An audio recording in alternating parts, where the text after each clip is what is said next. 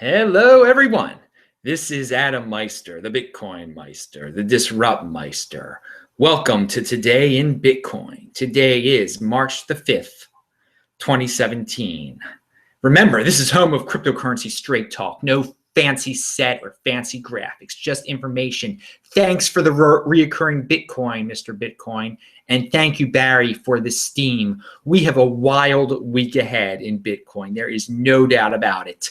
Will Bitcoin get above 1,300 in anticipation of the ETF? Will they actually announce the ETF decision on Friday or maybe next Monday or maybe who knows when? We will have to wait and see, but stay tuned. There'll be breaking news all the time, and I'm sure everyone's going to have a blast. Remember, below are links to all sorts of information, including the This Week in Bitcoin show, which was great. And next week, we're going to have some new guests. But then the week after that, we're going to have some old guests again. So tell me who you like. Tell me what format you like for this show. Give me any sort of feedback. You can email me at adam@trezorhelp.com. Yesterday's show is also linked to below.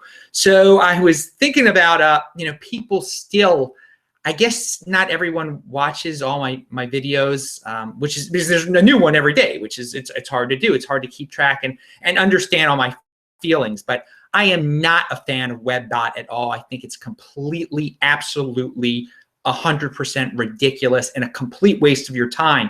So when people tell me Webbot told me about, or Cliff High or Webbot told me about what the Bitcoin price is going to be, I don't take you seriously. I laugh, basically. And Webbot is just clickbait. All it is it's the ultimate clickbait machine. And Greg Hunter should be ashamed that he has that guy on 3 times before he has legitimate people back on his show again. And you know who those legitimate people are. And he rarely has. I mean, Greg Hunter now is just into having clickbait people on his show just to get more and more clicks, it appears. And that's all Webbot is, because people just who don't think have this natural reaction like, oh, I got to check out what Webbot says about the world. Something horrible is going to happen in the middle of March. That's the most recent prediction there. I only saw that in the headline. And because I'm not watching Greg Hunter's show. I don't watch anything that says Webbot in it. But people come to me and tell me like $10,000 tomorrow, or just ridiculous things that Webbot supposedly says. And by the way, will Cliff High admit when he's wrong about Webbot not being right about disaster in the middle of March or whatever they're saying? No, of course not. Webbot has predicted ridiculous things in the past, like alien wars in Israel and stuff. I mean, completely ridiculous stuff. So I don't know why you waste your time with it. It is the ultimate clickbait machine. So again, it's not something to be taken seriously. If you want serious people, watch the Bitcoin YouTube people who dedicate themselves to Bitcoin, and people like Vinny Lingham, Tone Vays, whoever, Turd Demeister. I have a video about all the legitimate people. It's actually on Ty Zen's channel too. Webbot is not legitimate. It's a joke. All right, so the Ethereum monetary policy, Ethereum Classic monetary policy is explained in a link below. It is official now, or as official as you can get, that they're shooting for a 210 million cap on the amount of Ethereum Classic that's going to be produced ever. Just click on the link. It goes into the timeline. The timeline is very important. By the end of the year, we're going to see a lot of progress with it. The Ethereum Classic is going to be different. It's going to be set in stone, apparently. So check out that link below. And because, again, people have questions about that. SegWit mining support, miner support, percentage of SegWit blocks signaling within the current activation period for Litecoin is 21%. It needs to be 75%, around 21%. It needs to be 75% to activate. So be patient, Litecoin people. If you want to check that link out for yourself, hey, it's linked to below in the notes section. I hope people do take the time to check out these links, because I do take the time to give them, and I know it's a learning experience. It's not just listening to what Adam has to say. It's checking out this information. That's what this whole podcast or whatever video is about.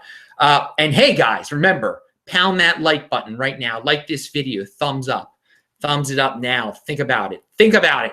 If you like the information, please, it helps. So, and we are growing.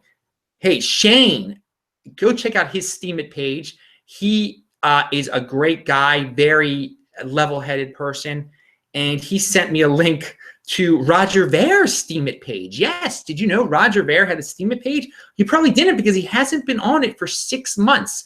But out of the blue, now he's up there scaring people about Bitcoin transaction cost.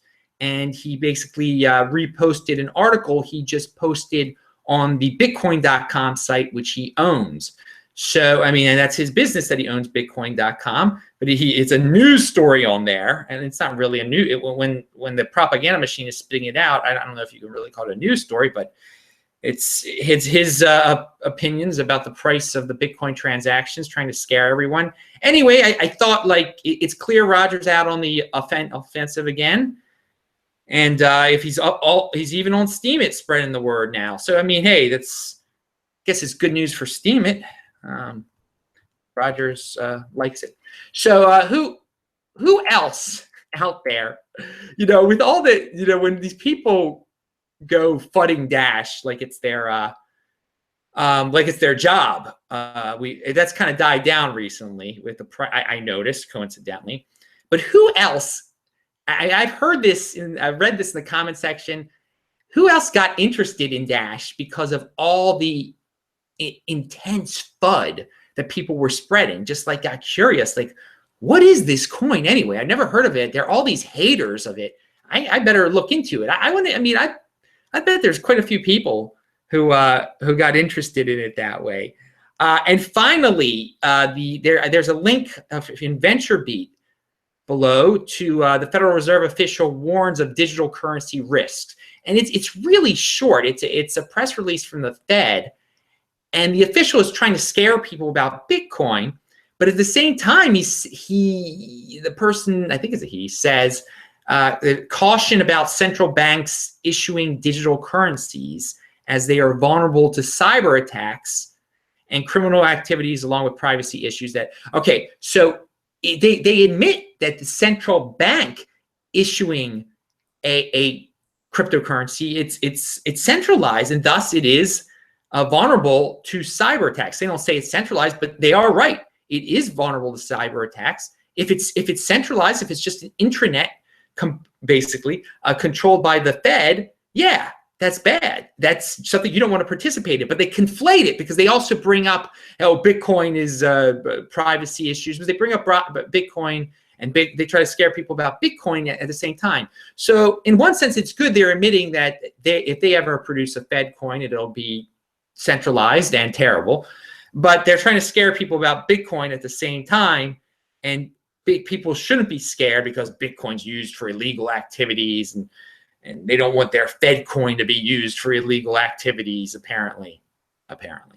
All right, so I'm going to join you guys in the chat in a second. I'm Adam Meister, the BitcoinMeister, the Disrupt Meister. Remember to subscribe to this channel, like this video, share this video, and I do post a new video here every day. And my cryptocurrency addresses are listed below. Sometimes I post 2 videos a day. And it is really late at night here. I will see you later and chat right now. Bye-bye.